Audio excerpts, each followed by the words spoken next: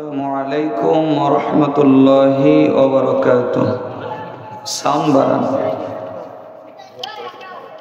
Alhamdulillahi wa kafa wa salamun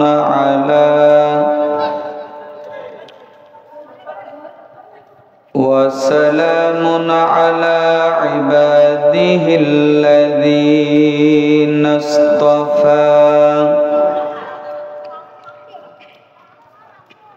Amma ba'du fa'a'udhu billahi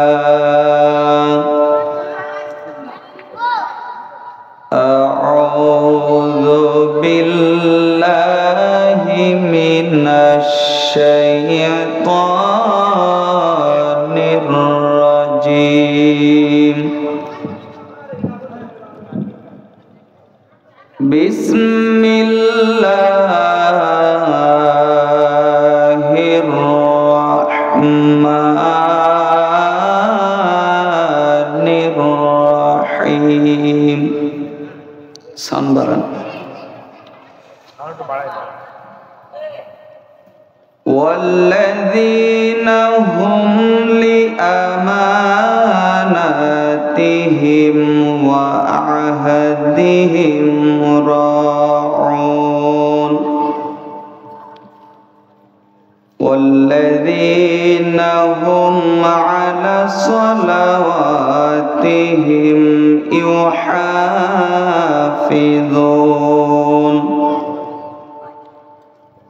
Ulaika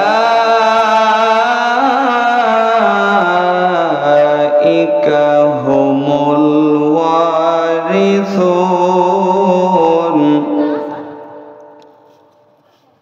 alladzina yarithunal firdausa hum fiha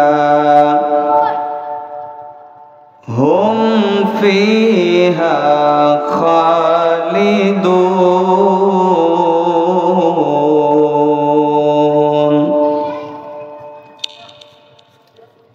Wa qala Rasulullahi sallallahu alaihi wasallam, la imana liman la amanata lahu. Inna Allaha wa malaikatahu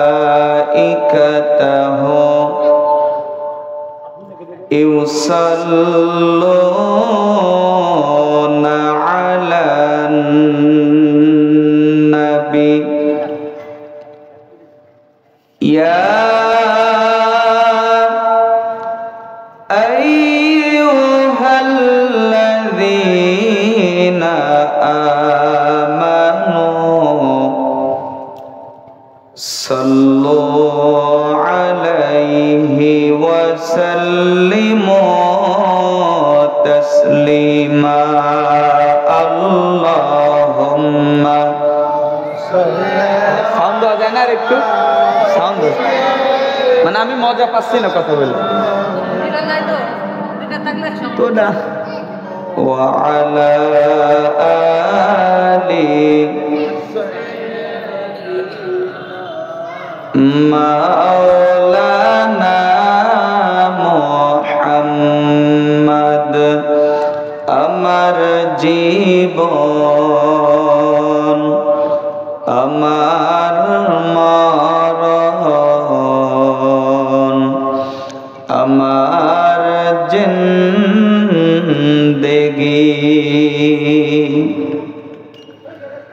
ইয়া ইলাহি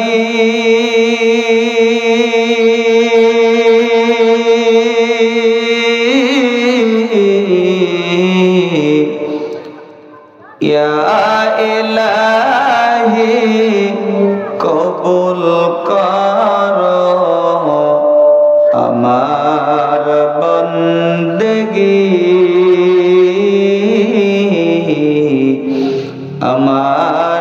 जिंदगी अल्लाहुम्मा सल्ली अला सय्यिदिना मौलाना मुहम्मद व अला आली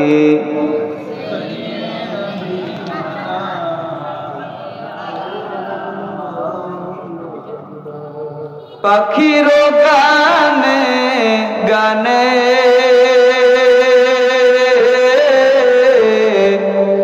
হাওয়ার তালে তালে ওই না মেরি সুর শোনা যায় ওই না মেরি সুর শুনিয়া হলাম মাতোয়ারা লা ইলাহা ইল্লাল্লাহ সবাই লা ইলাহা ইল্লাল্লাহ লা ইলাহা ইল্লাল্লাহ লা ইলাহা লা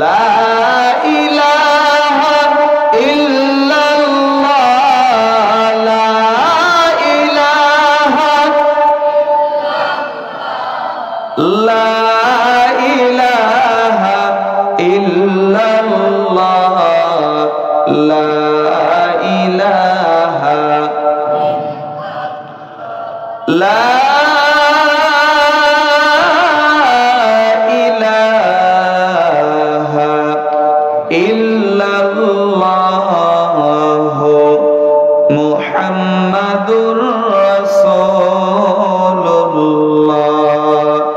সাল্লাল্লাহু আলাইহি ওয়াসাল্লাম। শুকরিয়া আদায় করি আল্লাহ পাক রব্বুল আলামিনের দরবারে, যে আল্লাহ পাক রব্বুল আলামিন আপনাকে আমাকে অত্যন্ত দয়া করে মায়া করে জান্নাতের একটি বাগানে অত্র এলাকার ঐতিহ্যবাহী কাথুলিয়া দরবেশপুর ঈদগাহ ময়দানে এই এলাকার কিছু কৃতি সন্তান তাদের আয়োজনে আয়োজিত এই মাহফিলের প্যান্ডেল জান্নাতের বাগানে আল্লাহ তাআলা বসার মতো তৌফিক দিয়েছেন। আমরা সবাই বলি আলহামদুলিল্লাহ। শত কোটি দুরূদ তার চাইতে বেশি দুরূদ পাঠ করি আপনার আমার নবী সাইয়্যিদিনা নবিয়িনা শাফিঈনা জনাবে মুহাম্মদুর রাসূলুল্লাহ সাল্লাল্লাহু আলাইহি ওয়াসাল্লাম।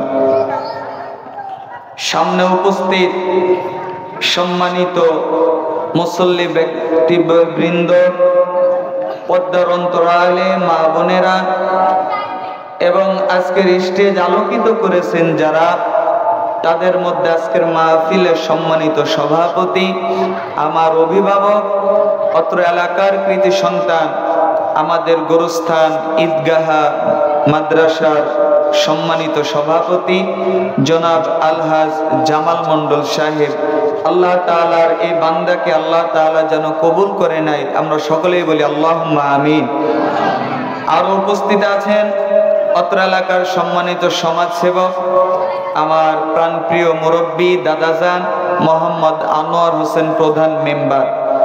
উপস্থিত আছেন অত্র প্রতিষ্ঠানের সম্মানিত ইমাম, অত্র ঈদগাহের সম্মানিত ইমাম আমার নানাজান হযরত মাওলানা হাফেজ রুহুল আমিন সাহেব। উপস্থিত আছেন অত্র প্রতিষ্ঠান দরবেশপুর ইবতেদায়ী মাদ্রাসার সম্মানিত সুপার হযরত মাওলানা মোহাম্মদ মুজিবুর রহমান সাহেব। আজকের মাহফিলের সম্মানিত উপস্থাপক পরিচালক মাওলানা বাহাউদ্দিন আল মামুন সাহেব। আমার পূর্বে অনেক ওয়াইজিন ইকরাম ওয়াজ করেছেন। আমি আজকে কোরআনুল কারীমের সূরা মুমিনুন থেকে একটি আয়াত তেলাওয়াত করেছি, কিছু আয়াত 8 থেকে 11 নম্বর আয়াত পর্যন্ত। এই আয়াতের আলোকে এবং একটা হাদিস পড়েছি, হাদিসের আলোকে কিছু কথা বলবো, বাকি আল্লাহ পাকের ইচ্ছা। প্রথমেই বলে নিতে চাই, আপনারা এখানে যারা বসছেন, এখানে যারা উপস্থিত আছেন, আপনারা খুশি না বেজার? যদি হন খুশি মুখে নিয়ে হাসি, টান টান করে কল্লা, জোরে জোরে বলেন আলহামদুলিল্লাহ। আল্লাহ পাকের শুকর যে এই এলাকার কিছু কৃতি সন্তান, তাদের মাধ্যমে আল্লাহ তাআলা আমাদের গোরস্থানের পুরো পরিবেশটাই বদলাই দিয়েছে। এখন যদি গোরস্থানের ভিতরে যাই, অন্তরের ভিতরে একটা তৃপ্তি লাগে। এই আমার এনামুল কাকা, আমার সোহেল কাকা সহ তাদের আরো যারা বন্ধু বান্ধব আছে, গোরস্থানের ভিতরে গেলে প্রাণটা জুড়াইয়া যায়।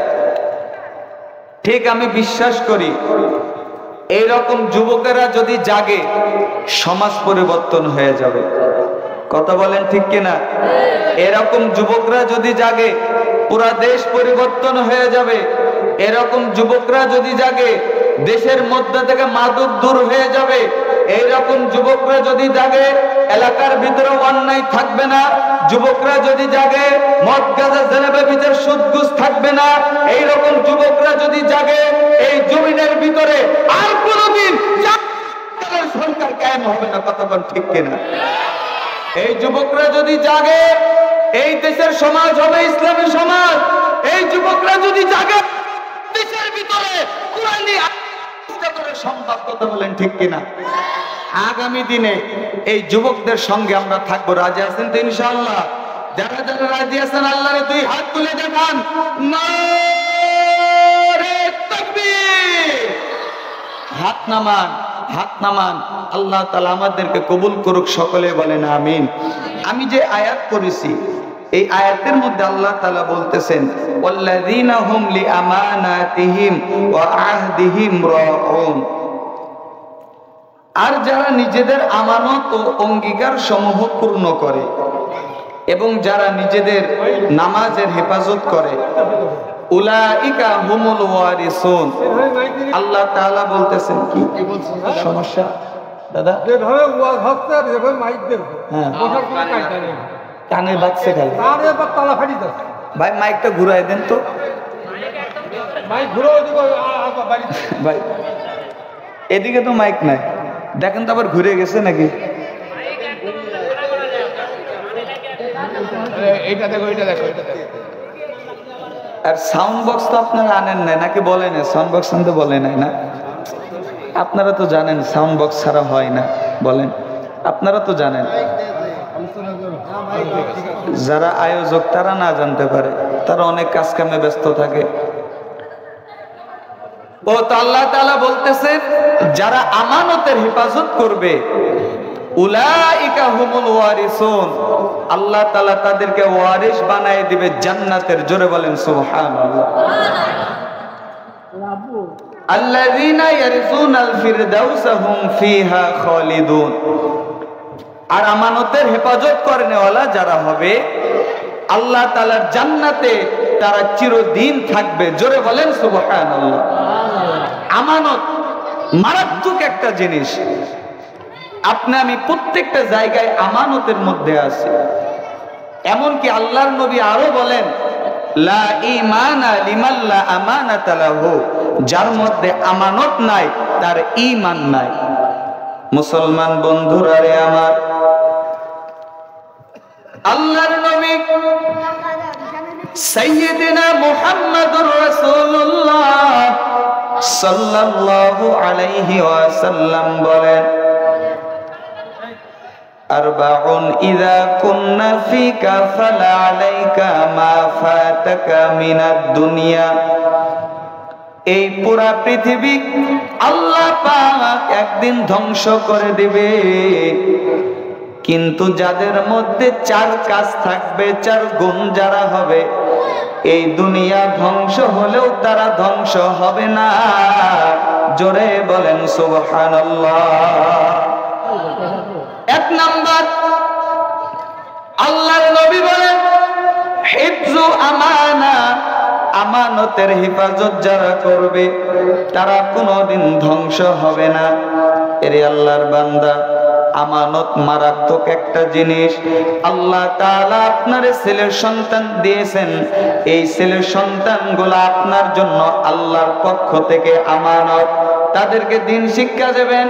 আল্লাহ তাআলা আপনাকে অনেক বড় লোক বানাইছেন, অনেক সম্পদ আল্লাহ তাআলা দিয়েছেন। এইটা আল্লাহ তাআলার পক্ষ থেকে আপনার উপর আমানত। আল্লাহ তাআলা আপনার ক্ষমতা দিয়েছেন, এই ক্ষমতার অপব্যবহার করবেন না। এই ক্ষমতা আল্লাহ তাআলার পক্ষ থেকে আপনার জন্য একটি আমানত। আল্লাহ তাআলা আপনার সম্মান দিয়েছে, আপনি সম্মানিত হয়েছেন, এইটাও আল্লাহর পক্ষ থেকে একটি আমানত। আর যারা আমানতের হেফাজত করবে, এই দুনিয়ার মধ্যে যারা আমানতওয়ালা হবে, আল্লাহ তাআলা বলেন আল্লাহ পাক তাদের পুরস্কার জান্নাতুল ফিরদাউস দিয়া দান করবেন। জোরে বলেন সুবহানাল্লাহ। যেই দুইটা হাদিস পড়লাম, আর আল্লাহ পাক কোরআনের মধ্যে যা বললেন, আমানত রক্ষা করা আপনার আমার জন্য ফরজ, আমানতের খেয়ানত করা হারাম। এরে আল্লাহর বান্দা, মুসলমান নবীর উম্মাহ, আমানতের হেফাজত করা আপনার আমার জন্য ফরজ। মুসলমান বন্ধুরা আমার, আজকে অনেক ক্ষেত্রে আমানতের হেফাজত করা হয় না। আল্লাহ তাআলা অনেক সম্পদ দিল, ওই সম্পদ আল্লাহর রাস্তায় ব্যয় না করে অন্য পথে ব্যয় করা আমানতের খেয়ানত। আল্লাহ তাআলা আপনার ক্ষমতা দিল, ওই ক্ষমতা আল্লাহর রাস্তায় ব্যয় না করে অন্য পন্থায় ব্যয় করা, ওইটাও আমানতের খেয়ানত। আল্লাহ তাআলা আপনার সম্মান দিল, আপনি সম্মানিত হলেন, আপনি পদ পাইলেন, আপনি অনেক বড় স্থানে গেলেন, ওই জায়গায় যাইয়া আপনি ইসলামের জন্য কোনো কিছু করলেন না, এইটাও আপনার উপর আমানতের খেয়ানত। আর আমানতের খেয়ানত যারা করবে, এই দুনিয়ার মধ্যে আল্লাহ তাআলা তাদেরকে ধ্বংস করে দেবে। জোরে কোন কথা ঠিক কিনা? আমানতের খেয়ানত যারা করবে, তারা অটোমেটিক ধ্বংস হয়ে যাবে। আমরা বিগত যে শাসন দেখেছি, মানুষের জানমালের নিরাপত্তা ছিল না, মানুষের অধিকার ছিল না, মানুষের বাক শক্তির অধিকার ছিল না, মানুষের ভিতরে শান্তি ছিল না। তারা সব সময় মানুষের অধিকারকে হরণ করেছে, ওলামা ইকরামদেরকে নির্যাতন করেছে, ওয়াজ মাহফিলের উপর নিষেধাজ্ঞা করেছে এবং অনেক মিথ্যা কথা সত্য বলে চালাইয়া দিয়েছে। আল্লাহ তাআলা তাদেরকেও এই জমিন থেকে বিতাড়িত করেছে। আর যারা আমানতওয়ালা হবে, আর যারা আমানতওয়ালা হবে, তাদের পুরস্কার দিবে কে? আমার দাদা জান শুধু বলল, আপনারা বললেন না। জোরে বলেন, আমানত যারা পালন করবে তাদের পুরস্কার দেবে কে? আল্লাহ তাআলা কেমন পুরস্কার দেয়? কিতাবের মধ্যে আমানতের অধ্যায়ের মধ্যে একটা ওয়াকিয়াত আছে, ভালো করে খেয়াল করেন। আল্লাহ তাআলা বলতেছেন, উলাইকা হুমুল ওয়ারিসুন আল্লাযীনা ইয়ারিসুনাল ফিরদাউসা হুম ফিহা খালিদুন। আল্লাহ তাআলা আমানতওয়ালাদেরকে জান্নাতের ওয়ারিস বানায়া দেয়। আমানতের হেফাজত কেমন করা দরকার, আমানতওয়ালা কেমন হওয়া দরকার, আর কারা কারা আমানতের হেফাজত করে, তাদের গুণগুলা আল্লাহ তাআলা যাদেরকে পছন্দ করে।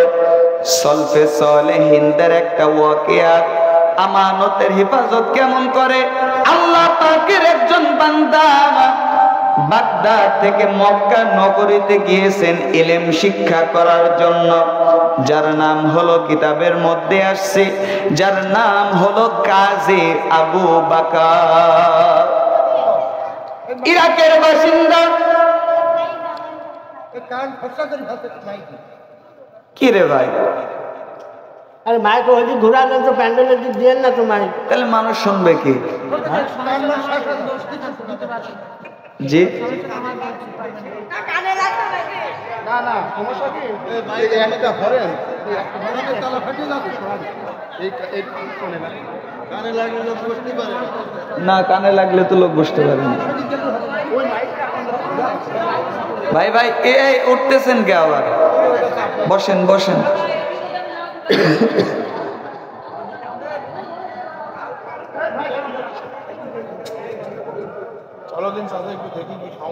হয় তো দেখেন তো দেখেন,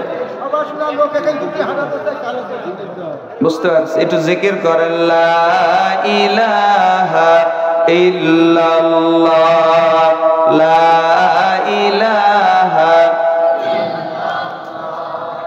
লা ইলাহা ইল্লাল্লাহ, লা ইলাহা ইল্লাল্লাহ, লা ইলাহা ইল্লাল্লাহ, লা ইলাহা ইল্লাল্লাহ, লা ইলাহা ইল্লাল্লাহ, লা ইলাহা।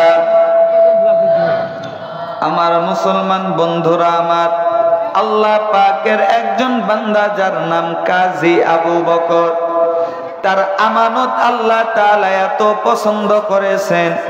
আল্লাহ পাকের বান্দা নিতান্ত একজন গরিব মানুষ ছিলেন।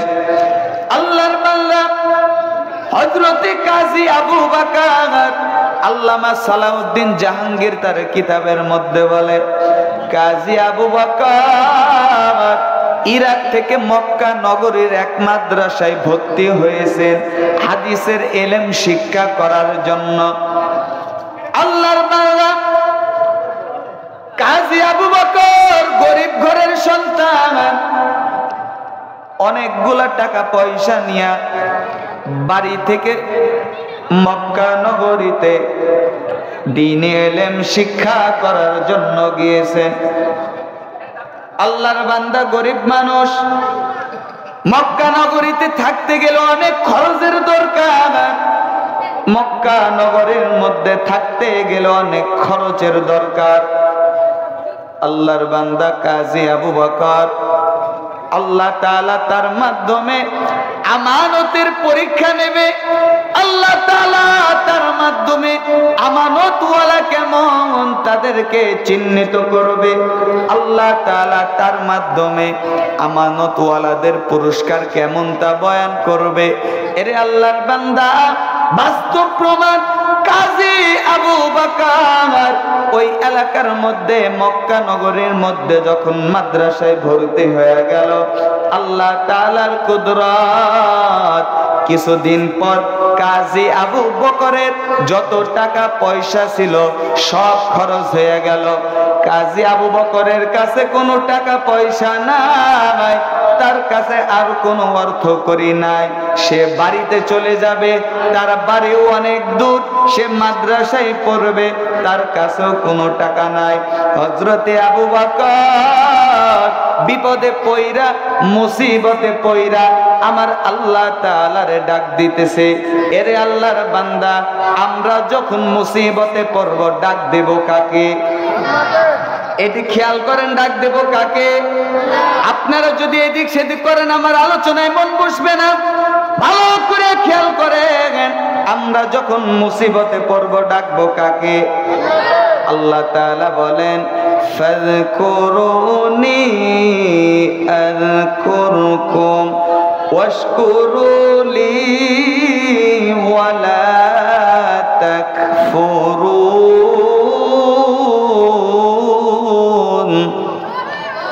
আল্লাহ তাআলা বলেন, আমি আল্লাহরে ডাকো, আমি আল্লাহ তাআলা তোমাদের ডাকের জবাব দেব। কোন সুবহানাল্লাহ। আল্লাহর বান্দা হযরতে কাজী আবু বকর আল্লাহ তাআলারে ডাকে, ও দয়ার মালিক, আমার কাছে কোনো টাকা পয়সা নাই, আমার বাড়ি অনেক দূর, এই জায়গায় আমার পরিচিত কোনো লোক নাই।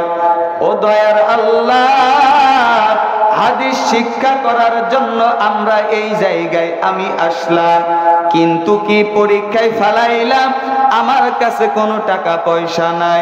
কাজী আবু বকরের আল্লাহ তাআলা এমন পরীক্ষার মধ্যে ফালাইলেন, কাজী আবু বকরের টাকা নাই, একদিন হয়ে গেছে ঘরের মধ্যে কোনো খাবার নাই, মানুষের কাছে হাত পাতবি এইরকমও তার কোনো লজ্জায় মানুষের কাছে হাতও পাতে না। বারবার সেজদায় পড়ে আল্লাহ তাআলার কাছে চায় আর আল্লাহরে বলে, ও দয়ার আল্লাহ, তুমি ছাড়া আমার কেউ নাই, তুমি ছাড়া বিপদ থেকে আমার কেউ উদ্ধার করতে পারবে না। কাজী আবু বকর 2 দিন হয়ে গেছে তার ঘরের মধ্যে কোনো খানা নাই। কাজী আবু বকর শুধু কান্দে আর বলে, আল্লাহ, ও দয়ার মালিক, ইরাক থেকে আসলাম তোমার দ্বীনি ইলম শিক্ষা করার জন্য, কিন্তু আমারে কোন পরীক্ষায় ফালাইলেন, আমারে কোন পরীক্ষার মধ্যে ফালাইলেন। এইরকম কইরা 3 দিন হয়ে যায়, কাজী আবু বকরের ঘরের মধ্যে কোনো খাবার নাই। এরে আল্লাহর বান্দা, ওয়াজ মাহফিল শুধু হাসি তামাশার জায়গা না, ওয়াজ মাহফিল কৌতুক করার জায়গা না, ওয়াজ মাহফিল থেকে কিছু শিক্ষা নেওয়া দরকার। যতক্ষণ ওয়াজ মাহফিলে বসি সব সময় সংযত থাকে আল্লাহ, এই মুখ দিয়ে যেন কোনো ফাহেসা কথা না বের হয়ে যায়, কারণ এই স্টেজ অনেক বড় একটা আমানত। আজকে যে আলোচনা করতেছি এইটাও আমানতের উপরে। আল্লাহর বান্দা আবু বকর, তার কাছে কোনো টাকা পয়সা নাই, মক্কার বাজারে ঘোরে, পেটের মধ্যে পাথর বাইন্দা মক্কার বাজারে ঘোরে, মক্কার বাজারে দেখে কোন জায়গায় কোনো খাবার পাওয়া যায় কিনা, কোন জায়গায় কোনো টাকা পয়সা পাওয়া যায় কিনা, কোন জায়গায় কোনো কামাই রিজিকের ব্যবস্থা করা যায় কিনা।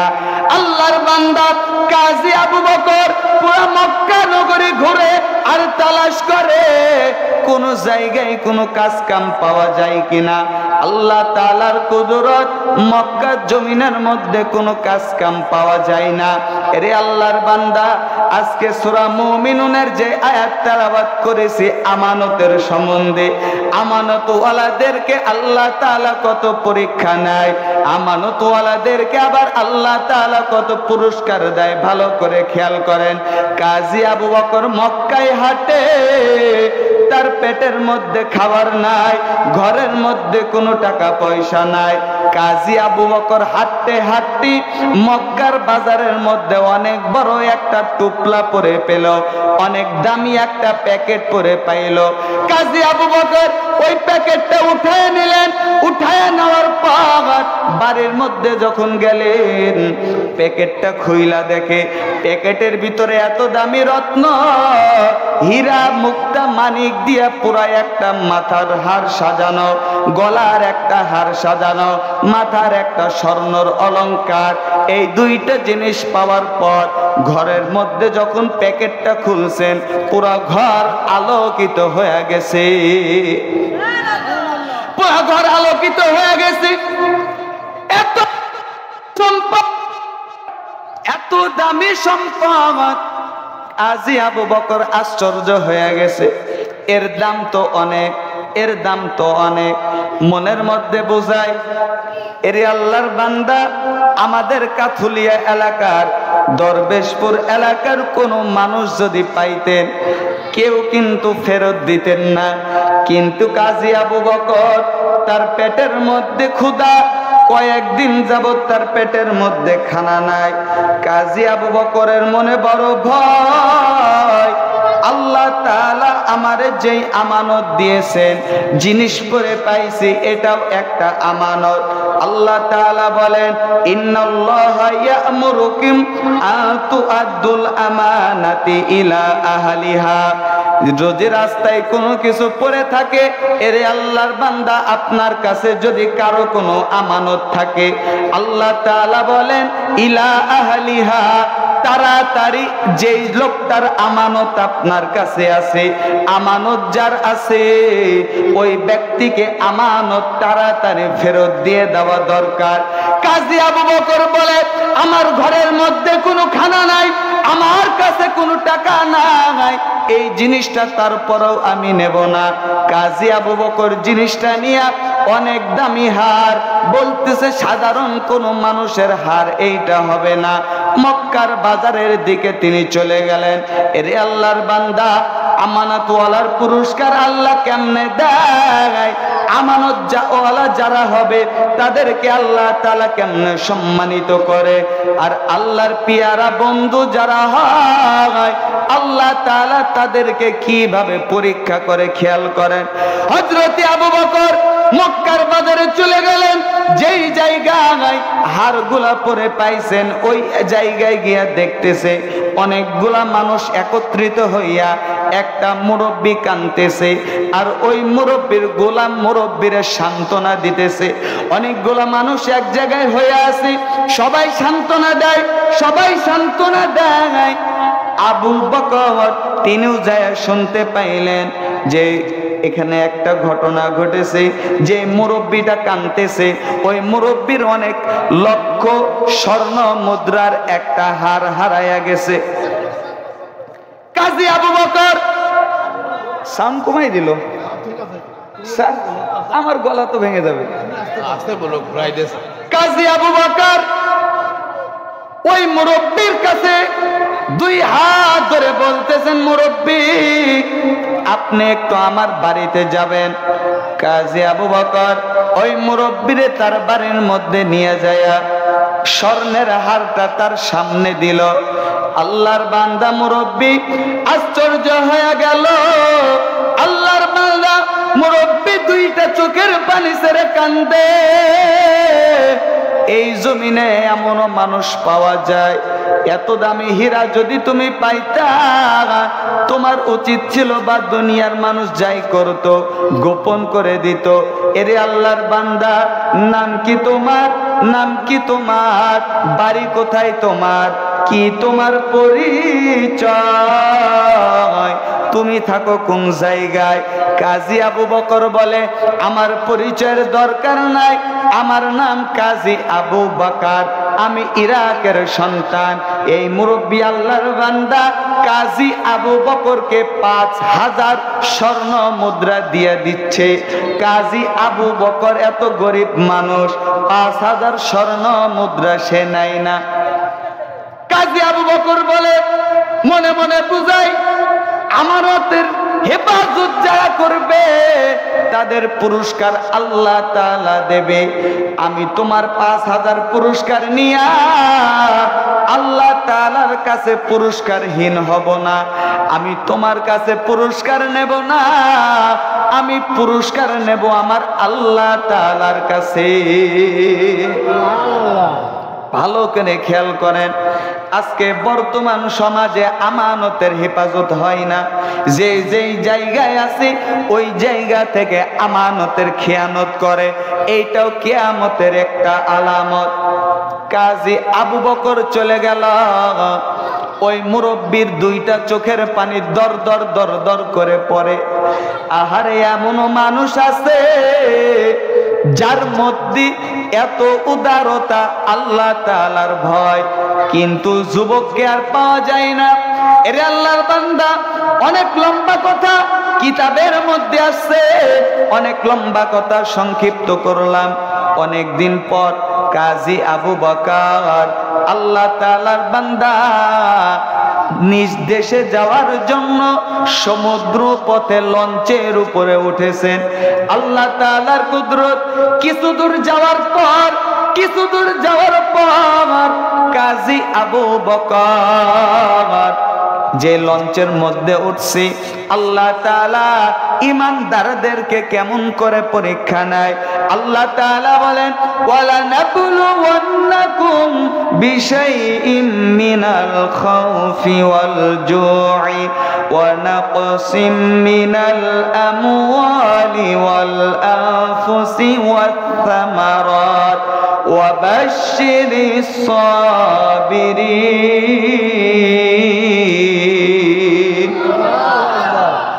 আল্লাহ তাআলা বলেন, আমি আল্লাহ তাআলা পরীক্ষা নেব, কখনো জানের ক্ষতি দিয়া, কখনো মালের ক্ষতি দিয়া, কখনো ফসলের ক্ষতি দিয়া আর আমি আল্লাহ দেখব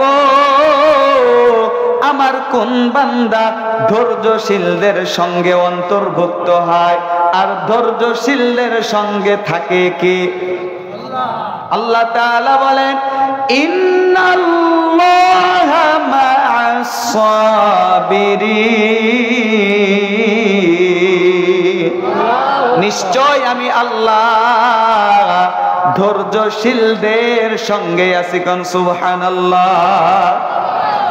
কাজী আবু বকর নৌকা লঞ্চের মধ্যে উঠেছেন, পরীক্ষা।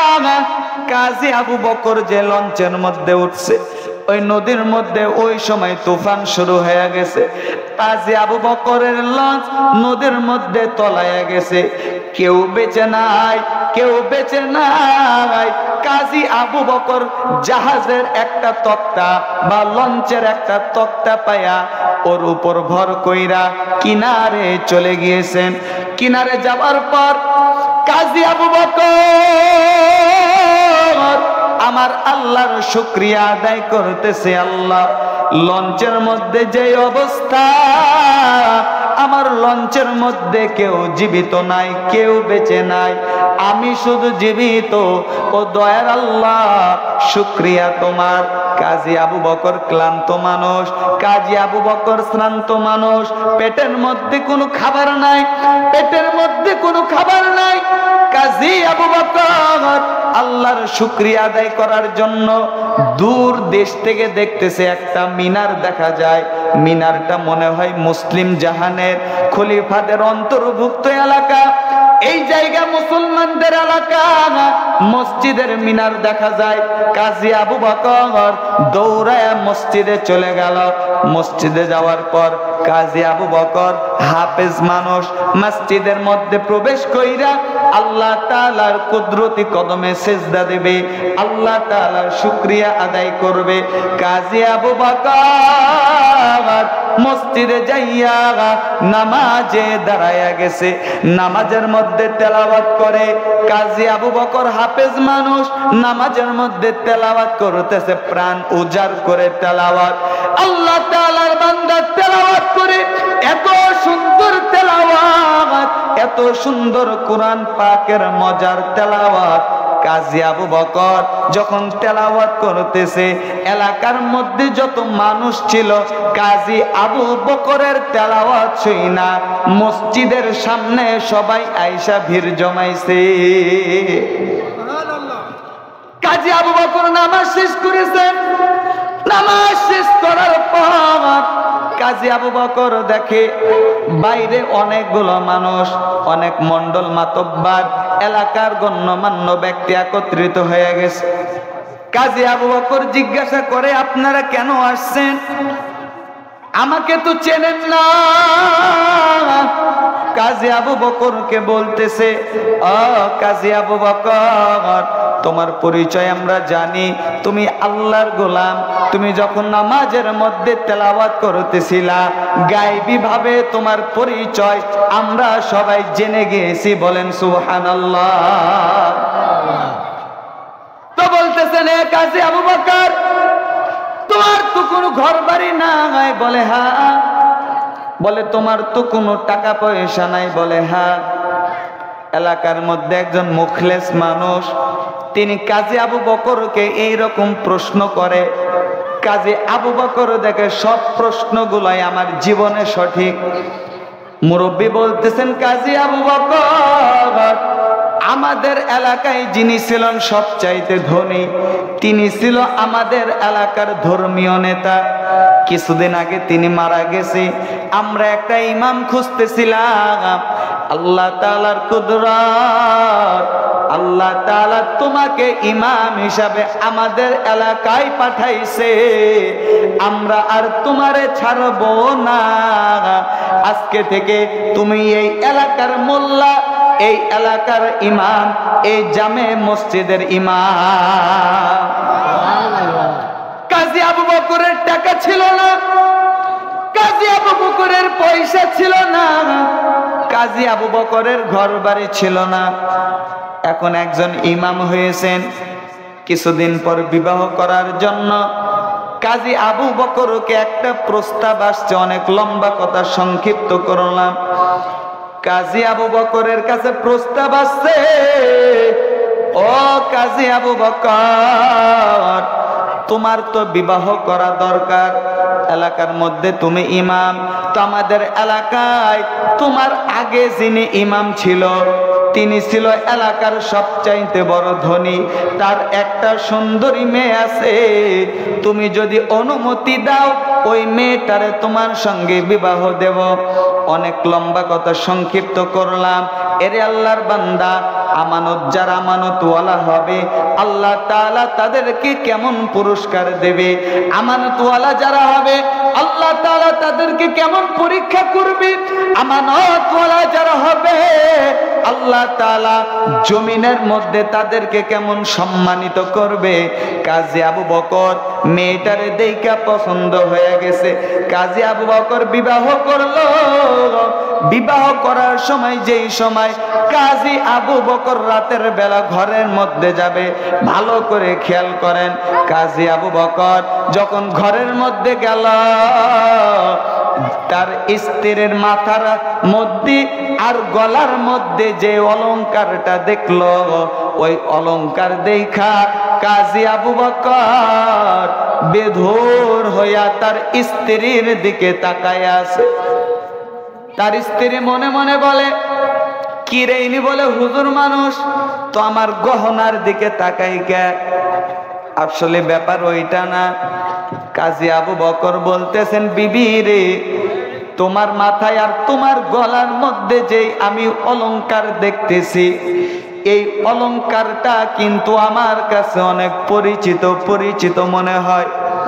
ও বিবি, তুমি বলো তুমি এই অলংকারটা কোন জায়গায় পাইলা? কাজী আবু বকরের স্ত্রী বলে, স্বামী আমার, আমার গলায় আর আমার মাথায় যে অলংকার দেখতেছেন এইটা সাধারণ কোনো অলংকার না, এর পিছনে অনেক বড় ইতিহাস আছে। হযরত কাজী আবু বকর বলে, ও বিবি আমার, দয়া করে বলো এর পিছনে তোমার কি ইতিহাস আছে? এই বাবুরা কথা বলো কেন? কাজী আবু বকর বলেন, কি ইতিহাস আছে বলো। তার বিবি বলতেছেন, স্বামী শোনেন, এই যে গলার হার দেখতেছেন আর মাথার মধ্যে যে অলংকার দেখতেছেন, এর দাম দুনিয়ার সব অলংকারের চাইতে অনেক বেশি। তবে আমার বাবা যিনি ছিল মক্কার মধ্যে এই অলংকারটা একবার হারাইয়া ফেলছিল। আমার বাবা মক্কার মধ্যে এই অলংকার হারাইয়া ফেলছিল। আমার বাবা বড় পেরেশান হয়ে গিয়েছিল। মক্কার মধ্যে আল্লাহর একজন খাস বান্দা ছিল, তার নাম ছিল আবু বকর। ও স্বামী আমার, আমার বাবা ওই আবু বকরের কাছ থেকে অলংকারটা ফিরে পাইছিল। আমার বাবা যতদিন মারা গেছে আর দুনিয়ার মধ্যে যতদিন বেঁচে ছিল, বারবার বারবার ওই আবু বকরের কথা বলতো। আবু বকর কোথায় কোথায় কোথায়? তার ঘরের মধ্যে। বিবি বলতেছেন, স্বামী আমার, আমার যতদিন জীবিত ছিল ওই আবু বকরের কথা বারবার বলতো। মৃত্যু শয্যায় যাওয়ার আগে আমার বাবা আমার হাত দুইটা ধইরা বলল, মেয়েরে, তোর বিয়া দিতে যাইতে আমি পারলাম না, তোর বিয়া দিয়া যাইতে আমি পারলাম না, তবে আমি যদি পারতাম আমার জীবনটা সার্থক হয়ে যাইতো যদি মক্কার ওই আবু বকরের সাথে তোর বিয়া দিতে পারতাম। হযরতে আবু বকর কান্দে। বিবি ডাক দিয়া বলে, স্বামী আমার, আপনি কাঁদেন কেন? আবু বকর বলে, বিবি আমার, তুমি আর কাঁদবা না, তুমি আর টেনশন চিন্তা করবা না, তোমার বাবার ইচ্ছা আল্লাহ তাআলা পুরোটাই পূরণ করে দিয়েছেন। মক্কার জমিনে, মক্কার মধ্যে যেই আবু বকর তোমার বাবার স্বর্ণ পাইছিল, আজকে আমি ওই আবু বকর তোমার স্বামী হয়েছি। বলেন সুবহানাল্লাহ। ভাইরা আমার, ভালো করে খেয়াল করেন, আমানতওয়ালা যারা হবে এই দুনিয়ার মধ্যে আল্লাহ তাআলা তাদেরকে পুরস্কার দেবে। এরে আল্লাহর বান্দা, প্রত্যেকটা জায়গায় আমাদের আমানতের দরকার। আজকে থেকে নিয়াত করা চাই, আল্লাহ যত দিন বাঁচায় রাখবেন আমরা যেন আমানতের খেয়ানত না করে, বলেন আমিন। আমানতের খেয়ানত করা যাবে না। আর আমানত যারা আদায় করবে তাদের পুরস্কার আল্লাহ তো দিবেই দিবে, এই দুনিয়ার ভিতরে তাদেরকে পুরস্কৃত করবে, বলেন সুবহানাল্লাহ। আমার ভাইয়েরা, এজন্য সব সময় সতর্ক থাকা চাই, আমানতের হেফাজত আমরা করব। আজকে এত বড় যে প্রতিষ্ঠান, এই যে প্রতিষ্ঠান, এই যে মাদ্রাসা, এই যে ঈদগাহ, এই যে গোরস্থান, এটাও কিন্তু অত্র এলাকার ভিতরে আমাদের জন্য একটা আমানত। ভালো করে খেয়াল করেন, এটাও আমানত। এই যে গোরস্থান, আপনারা কেউ দাম দেন না, এই গোরস্থানের উদ্যোগে মাহফিল। আমি তো মনে করেছিলাম এলাকার কোনো মানুষ আর ঘরে থাকবে না, সবাই চলে আসবে। এরে আল্লাহর বান্দা, এমনও মানুষ ছিল গত বছর আমাদের সঙ্গে এই মাহফিলে বসেছিল, আজকে তারা কবরে চলে গেছে।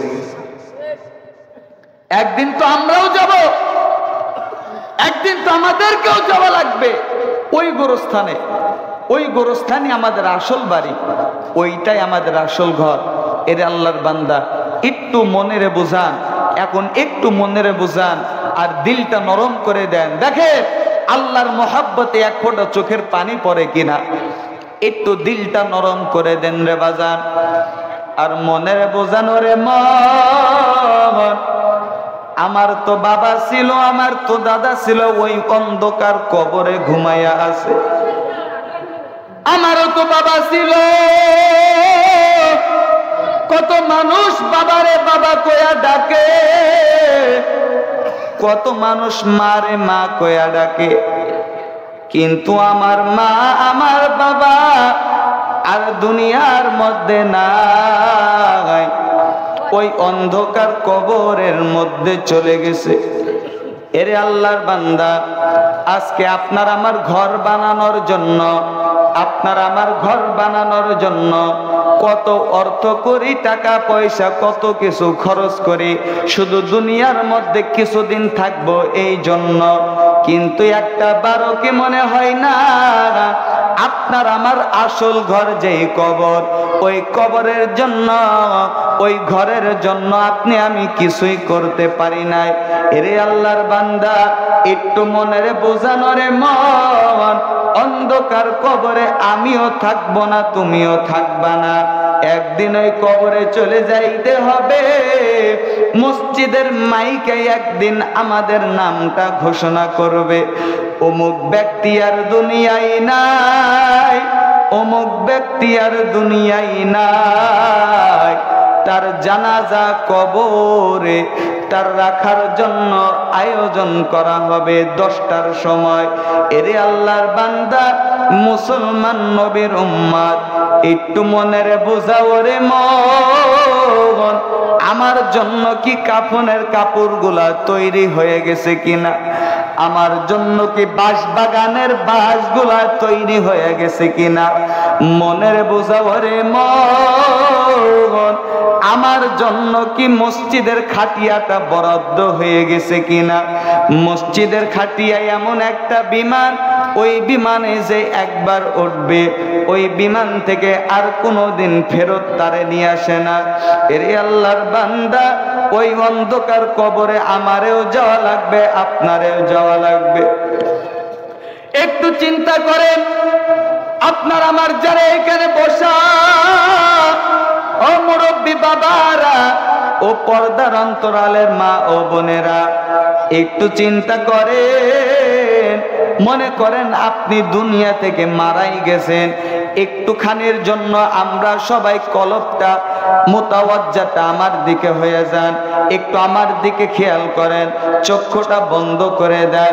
মনে করেন আপনি দুনিয়া থেকে বিদায় হয়ে গেছেন, আপনি মারাই গেছেন, আপনার নামটা মসজিদের মাইকের মধ্যে ঘোষণা হয়ে গেছে।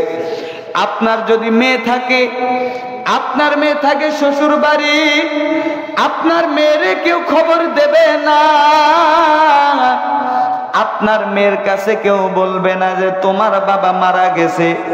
কারণ আপনার মেয়ে যদি শোনে বাবা মারা গেছে, আপনার মেয়ে কিন্তু সুস্থভাবে আসতে পারবে না। এরে আল্লাহর বান্দা, মনে করেন আপনি বাড়িতে মরে শুয়ে আছেন, আপনার দেহ থেকে রঙিন কাপড়গুলা খুইলা খুইলা গোসল করাইয়া, সাদা কাফন পরাইয়া যে বন্ধুদের সঙ্গে আপনি চলতেন তারা আপনার বাড়িতে চলে আসছে। আপনার বাড়িতে আসার পর আজকে আপনার আর ঘুরতে নেওয়ার জন্য আসে নাই, আজকে আপনার আর চা খাওয়ানোর জন্য আসে নাই। আপনার বাড়িতে আসার পর আপনার বন্ধুরা আজকে আসছে আপনার গোরস্থানের দিকে নিয়ে যাওয়ার জন্য। এরে আল্লাহর বান্দা, আপনার মেয়েরে খবর দিবে, কেউ বলবে না আপনি মারা গেছে। আপনার মেয়েরে বলবে, ও মেয়েরে তোমার বাবা একটু অসুস্থ, তুমি দ্রুত বাড়ির দিকে চলে আসো। আপনার মেয়ে যদি আপনার অসুস্থতার কথা শোনে, আপনার মেয়ে আর স্থির থাকতে পারবে না। আপনার মেয়ে দৌড়ায় আপনার কাছে চলে আসবে। আপনার মেয়ে যখন আসবে তখন মনে মনে বলবে, আমার আব্বা তো দই খাইতে পছন্দ করতো, আমার আব্বা তো মিষ্টি খাইতে পছন্দ করতো। এরে আল্লাহর বান্দা, আপনি মারা গেছেন, আপনার মেয়ের কাছে খবর কেউ দেবে না। আপনার মেয়েটা আপনার জন্য দই নিয়ে আসবে, মিষ্টি নিয়ে আসবে। বাড়ির কাছাকাছি এলাকায় যখন আসবে, আপনার মেয়ে দেখবে তার বাড়িতে অনেকগুলো মানুষ দেখা যায়, বাড়ির গেটে অনেকগুলা চেয়ার দেখা যায়, বাড়ির পাশে অনেকগুলা মোটর সাইকেল দেখা যায়। এরে আল্লাহর বান্দা, এই দুনিয়ায় আমিও থাকবো না, তুমিও থাকবা না। মরার আগে একটা বার মরে দেখো, মরার আগে একটা বার মরে দেখো রে ভাই। ওই মেয়েটা মিষ্টি নিয়ে, দইয়ের খুঁটি নিয়ে যখন বাড়ির কাছাকাছি চলে আসে, ভ্যান আলারে জিগাই, ভাই রে আমার বাড়িতে এতগুলা মানুষ কেন? আমার আব্বার কি হয়েছে? আমার আব্বা এখন কেমন আছে? আমার আব্বা এখন কোথায় আছে? ভ্যানওয়ালা বলে না, ভ্যানওয়ালাও কাঁদবে। বাড়ির কাছাকাছি যাইয়া দেখে বাড়ির ভিতর থেকে কান্নার বড় আওয়াজ। ওই মেয়েটার আর বুঝতে বাকি নাই, ওই মেয়ে আর জানতে বাকি নাই কিচ্ছু হয় নাই, আমার বাবা আর দুনিয়ার মধ্যে নাই। ভ্যান থেকে দৌড়ায় নাই না, মিষ্টির প্যাকেট ফালায়া, দইয়ের হাড়িটা ফালায়া দৌড়ায়া বাবার দিকে চলে যাবে। আর যা কাঁদবে, বাবা ও পাগলেরা যারা বসতো, যার বাবা নাই, যার মা নাই, সে ছাড়া কেউ কোনোদিন বোঝে না মা বাবার ব্যথা। বাবার কাছে যায় কাঁদবে বাবা, ছেলে কাঁদে বাবা, মেয়ে কাঁদে বাবা বাবা কইয়া। ওই বাবা কিন্তু ছেলে মেয়ের চেহারার দিকে তাকানোর পর্যন্ত ক্ষমতা রাখে না। এরে আল্লাহর বান্দা, ওই দিন আপনারও আসবে, ওই দিন আমারও আসবে। আপনার আমার দেহের মধ্যে কাপড়গুলা খুইলা গরম পানি দিয়া গোসল করাইবে। এরে আল্লাহর বান্দা, মুসলমান নবীর উম্মত, একটু চিন্তা করো, একটু চিন্তা করো। যেই চুলার মধ্যে আমাদের জন্য খাবার রান্না করতো, ওই চুলার মধ্যে আমাদের জন্য শেষ গোসলের গরম পানি দেবে। জানাজার জন্য ঈদগাহে নিয়ে আসবে, ইমাম সাহেব জানাজার করার জন্য দাঁড়াবে, আর বারবার বলবে, আপনার ছেলে হোক বা আপনার কোনো অভিভাবক হোক, বারবার বারবার বলবে, আমার বাবার যদি কোনো ভুল থাকে আপনারা সবাই মাফ করে দিয়েন, আমার বাবা যদি কোনো দেনা থাকে, ঋণ থাকে, আমারে জানায়েন, আমরা পরিশোধ করে দেব। এরে আল্লাহর বান্দা, আপনার আমার জন্য জানাজার কাতারে সবাই দাঁড়ায় যাবে।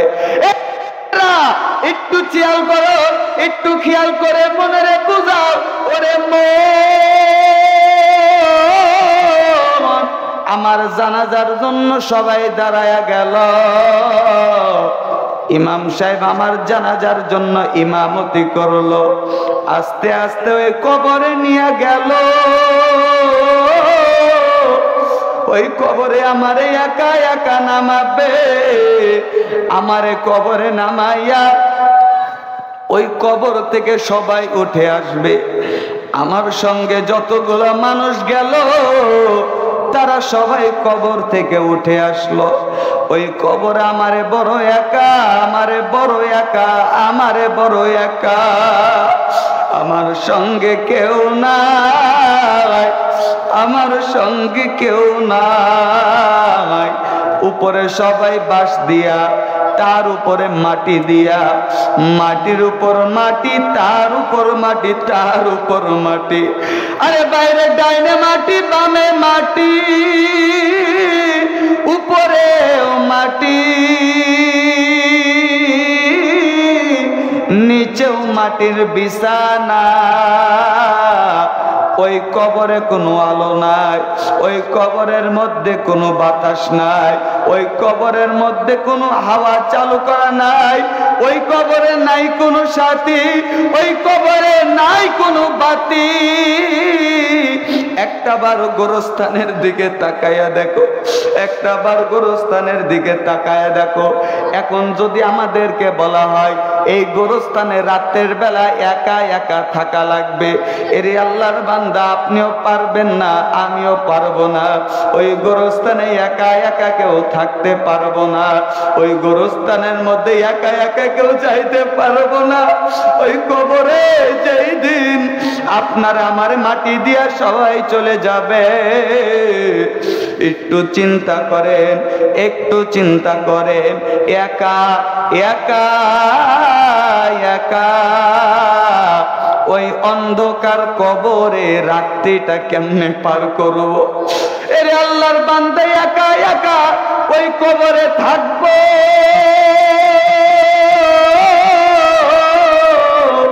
কতজনার মা গেল, কতজনার বাবা গেল, এ কপাল পুরা। ওই মার জন্য কি একটু মায়া লাগে না? ওই বাবার জন্য কি একটু মায়া লাগে না? ওই মায়ের জন্য কি একটু অন্তরটা পড়ে না? তোমার মা অন্ধকার কবরে, আর তুমি মায়ের জন্য একটা বারো দোয়া করো না, একটা বারো মার কবরে যাও না, একটা বারো মার জন্য 10টা টাকাও দান করো না। এরে আল্লাহর বান্দা এইখানে যারা আছেন, হ্যাঁ আচ্ছা ঠিক আছে, নিয়ে আসেন বক্তা, নিয়ে আসেন বক্তা। আল্লাহু আকবার, হুজুরে বসেন বসেন।